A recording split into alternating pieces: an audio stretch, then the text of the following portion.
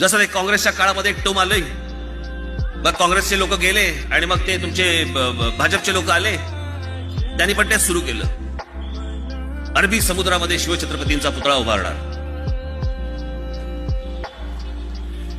काय झालं? ती फुलं कुठे वाहिली?